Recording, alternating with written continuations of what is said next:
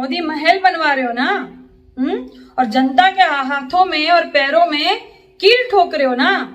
यही जनता तुम्हारे महल में आखिरी कील ठोकेगी, तुम देखना। जो सम्मान है उसको क्षति पहुंचाने की सबकी एक इलाज है और उसकी 2 डोज देनी है। 2022 में 1 डोज देनी है।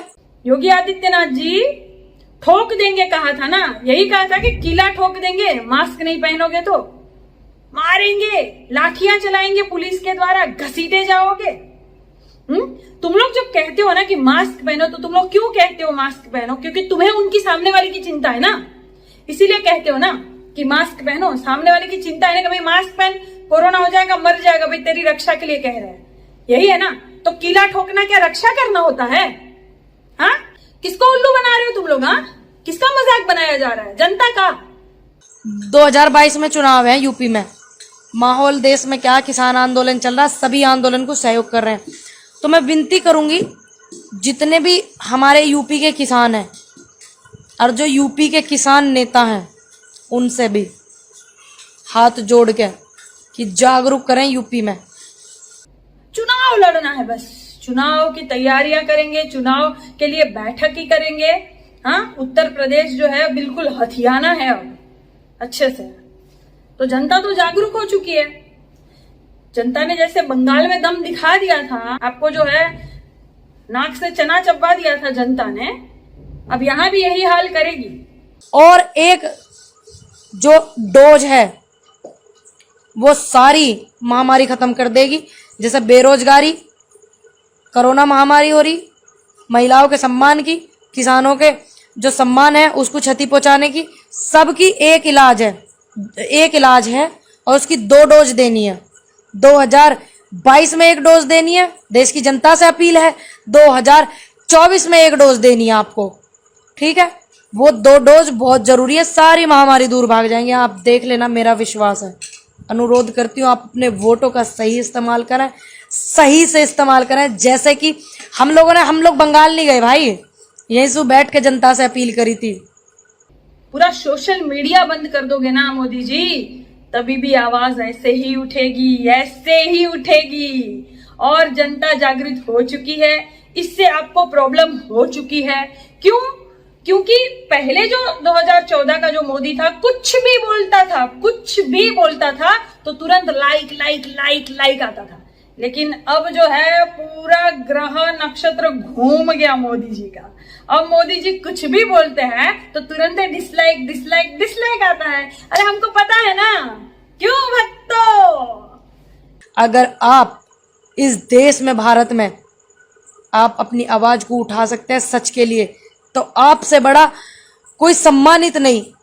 सच के लिए आवाज उठाओ भाई, उठानी चाहिए। और सारी चीजें संविधान के दायरे में करनी चाहिए। संविधान कहता है कि हम अपनी बात रख सकते हैं, संविधान कहता है कि हम अपनी आवाज उठा सकते हैं, संविधान कह सकता है हम अपने बात को रख सकें। सभी उसके दायरे में करें। उन्हीं का भाषण उन्हीं को तुरंत टैग करके भेजा जा रहा है कि लीजिए सुनिए महाराज, ये आप ही हो ना कि कोई और है? कोई बहरूपिया था क्या? ये कौन है? आप ही हो ना? ये जो है जागरूक जनता, आपको क्या लगता है कि आप ही सिर्फ IT सेल बिठाकर सबके फोटो और चुटकुले बनाओगे और छापोगे और वीडियो को एडिटिंग करोगे? बाकी लोगों को नहीं आएगा क्या? सब जो है 1 नंबर के चतुर है, यहाँ जुगाड़ू है, सब आपको वापस भेज रहे हैं। अब आपको दिक्कत हो गई है कि सोशल मीडिया पर बहुत ज्यादा छिछालेदर हो रही है, सोशल मीडिया को ही बंद कर दो।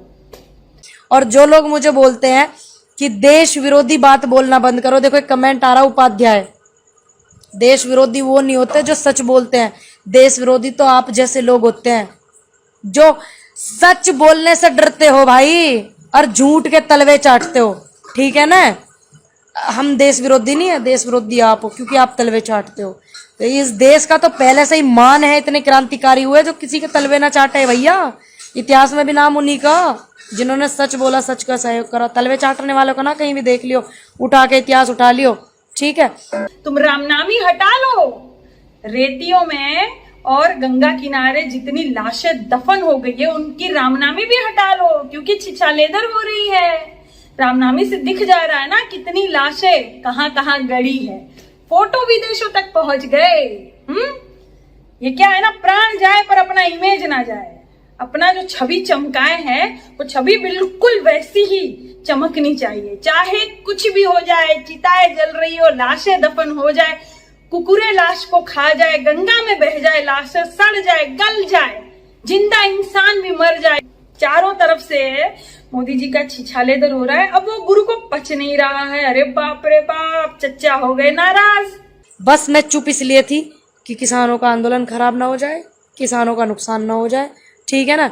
अगर मेरे साथ फिर से किसी ने ऐसी हरकत करी तो मैं अपने पेज से लाइव करके सारी वो रिकॉर्डिंग सुनाऊंगी, गंदी गंदी, जो आप शब्द सुन नहीं सकते हो, आदमी आदमी के पास बैठ के नहीं सुन सकता। फिर भी मैंने इतना सहन करा एक लड़की होकर, सारी लाइव चला कर रिकॉर्डिंग, और लाइव अपने पेज से करके चैनल वालों को बुला के सारों को सारी रिकॉर्डिंग सुनाऊंगी, चाहे वो गंदी ही भाषा में क्यों ना है, पर इनका रूप दिखाऊंगी। मैं दिखाऊंगी मैंने क्या कुछ सहन करा, है ना। हर तरह से तानाशाही वाला जो है रवैया सरकार अपनाएगी और कोई कुछ बोलेगा नहीं, ऐसा इन लोगों को लगता है। तो ऐसा होगा नहीं, ऐसा नहीं होता है, ऐसा होगा भी नहीं। आवाजें उठती है तो हर तरह से, चारों तरफ से आवाजें उठती है। जहां गलत होता है वहां आवाजें उठती है और उठानी ही चाहिए। मैं तो हमेशा मेरे भारतवासियों को कहती हूं, आवाज हमेशा बुलंद कीजिए। जहां गलत हो रहा है, जहां आपको लगता है यहां सही नहीं हो रहा है, वहां आवाज बुलंद कीजिए, क्योंकि बात बहुत जरूरी है और वो डोज बहुत जरूरी है भाई। 2 डोज बहुत जरूरी है, इसलिए इसको ज्यादा से ज्यादा शेयर करना प्लीज। तब तक के लिए जय हिंद, जय भारत। ध्यान रखिएगा अपना और अपनों का।